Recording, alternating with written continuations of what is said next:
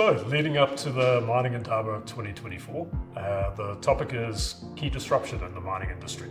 Very exciting from our perspective, keeps us up at night and I suppose keeps our job challenging. So we pulled together a few of our partners from across the continent to talk about key themes, key issues, things I suppose are top of mind from a mining industry change perspective. ESG is on everyone's lips. It's been top of mind for many years, but let's face it, I think it's getting us, particularly from an African perspective, getting a slightly different perspective these days. We're starting to move, I suppose, focusing on greenwashing, the risk of compliance, risk of enforcement action. Community groups, civil society, governments are getting better and better at holding mining houses to account, and obviously that's top of mind for executives. So we spend a lot of time sort of guiding boards and executive teams around those issues, how to navigate those issues, how really to implement that sort of net zero path successfully.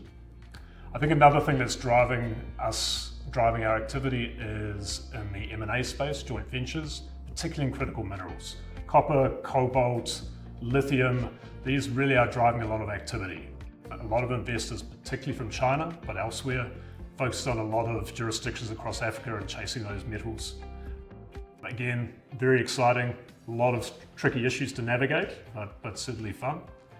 And finally, technology, digital innovation, automation, smart mining, keeping our tech team very busy, and I suppose proving challenging on implementation, but also on the security side, cybersecurity and making sure that clients and companies are protected. Fascinating disruption, fascinating opportunity. A number of key trends and topics are coming forward, such as alternative mining finance options, as well as the green mining finance. As you may be aware, the topic for this coming Indaba is embracing the power of positive disruption. But from an African mining perspective, we are certainly seeing the continent embrace the power of positive progress. On the alternative mining finance side, the low commodity prices and difficult equity markets have made it challenging for companies to secure necessary financing. We therefore continue to see a significant increase in the use of alternative finance options, which we're excited to see being deployed in many new African jurisdictions.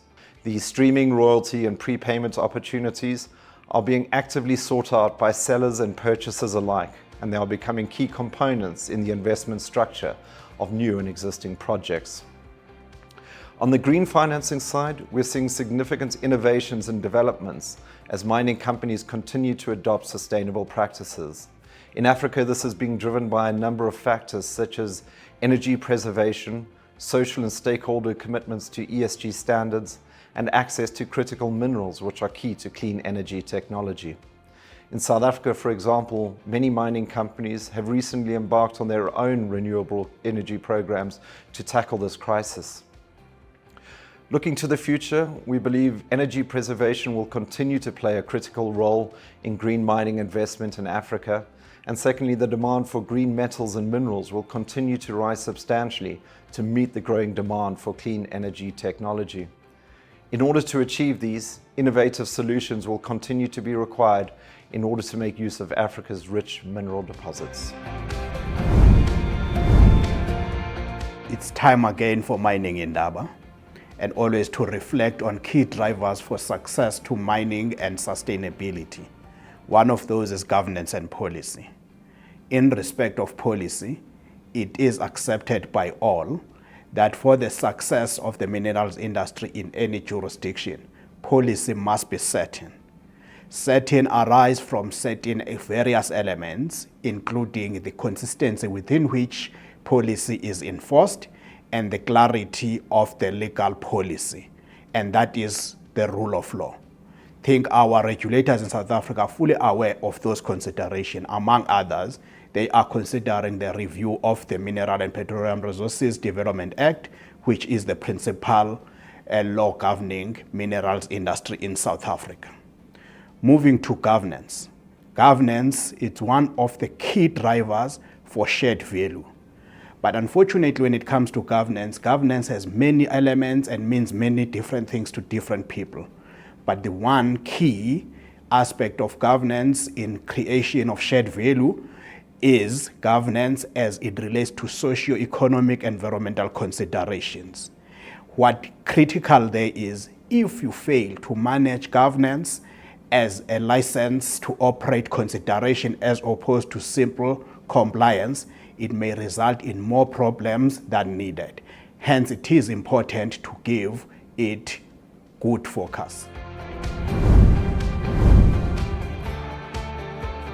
Innovation and technology are value drivers in the mining space, as they allow for increased productivity, more efficiency, safer mining, and also at reduced costs. Developments in the space has allowed for more complex mining, but in a safe manner. Technology and innovation are also key in unlocking more sustainable mining practices and are quite impactful in the energy transition initiatives. We have even seen technology and innovation have a good impact on M&A deal activity. The last few years has seen groundbreaking mining technologies such as artificial intelligence and automation have a huge impact in the sector and have created the space for more growth and development in that space. There is no doubt that mining innovation and technology will be one of the key drivers for positive disruption in that space. We expect sustainability and ESG issues to be a key topic at the Mining Indaba in Cape Town, with the global focus on climate and biodiversity risks definitely gaining a lot of momentum. This is a big and multifaceted topic. The obvious focus areas for mining companies are those commodities that are relevant to the energy transition, like lithium, nickel, and cobalt, for example. But one must also bear in mind those commodities that are less relevant to or even considered adverse to the path to net zero. In South Africa, there's been a big focus on communities and economies adversely impacted by operations that have become redundant as part of the transition.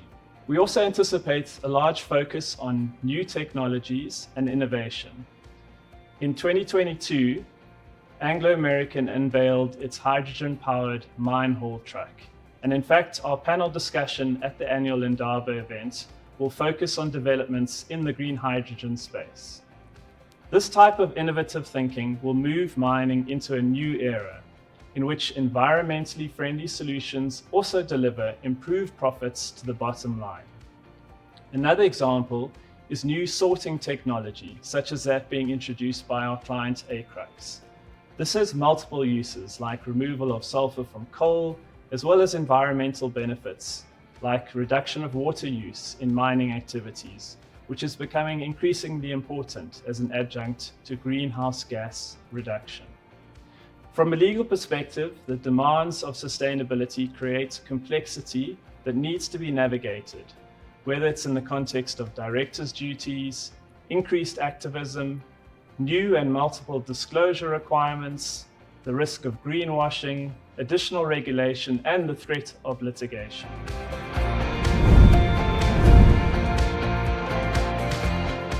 From an exchange control perspective in South Africa, it is quite important that financiers take into account the time that it will take to obtain approval from the South African Reserve Bank for these type of transactions. The financier will not be able to enter into these type of arrangements without the necessary approval in place. The approval typically takes about 4 to 6 weeks. It depends on the complexities of the transactions. From a tax perspective, it's also important to understand what exactly these transactions entail. They are quite bespoke, and it's necessary to involve your tax advisors in South Africa. So the streaming transaction typically takes the form of an upfront payment to the mine in Africa. The nature of this payment will need to be analyzed from a tax perspective. The financier will require repayment or delivery of commodities, typically in the form of credits to a foreign bullion account. With a royalty type transaction, there's typically also an upfront payment, and then there's an expectation on the financier, or the royalty holder in this case, to receive a percentage of the profit from the mine or the production that takes place at the mine. Now, from a South African perspective, this royalty arrangement is unusual. It doesn't fit into what we in South Africa define as a typical royalty, and that means the tax analysis with regards to the royalty arrangement really needs to be carefully analysed. It is therefore important to involve your South African advisors in these type of transactions, both from a tax and an exchange control perspective.